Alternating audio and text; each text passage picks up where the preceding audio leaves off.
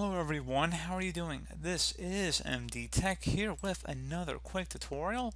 In today's tutorial, I'm going to show you guys a few different potential resolutions to screen flickering, or the screen appears to be blurry, or for whatever reason it might be flickering on or off when you're playing games. So this should hopefully be a pretty straightforward tutorial, guys, and without further ado, let's go ahead and jump straight into it. So first thing I'd recommend doing here would be to go ahead and open up the Start menu. Select the setting gear icon on the left side where you hover over it, it says settings. So go ahead and left click on that.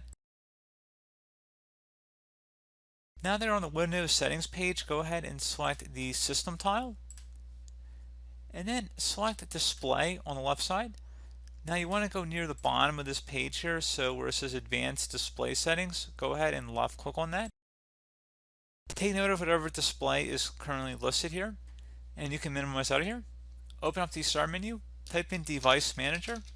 Best result should come back with Device Manager listed right above Control Panel. So go ahead and left click on that. Expand the display adapter section to double click on it. Right click on it now and select Update Driver.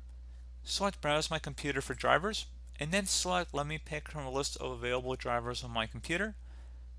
Select whichever one appears to be more specific. If you only have one option here, just go with it. But otherwise, you can see there's a basic display adapter as well as one that more fits our actual display adapter here.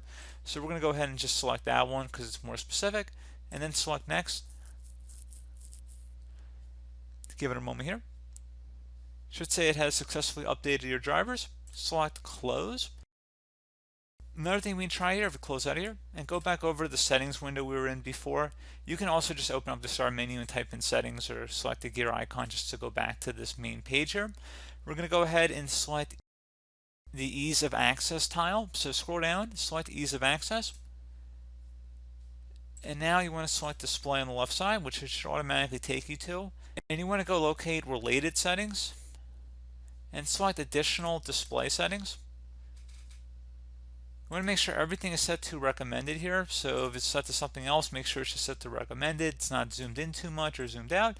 And make sure your screen resolution is also correct. So if it looks too boxy or it's too small, you may have to go ahead and adjust that. But generally speaking, recommended should be the recommended option that I would recommend. So I know there was a lot of recommends, but I think you guys got the point of it.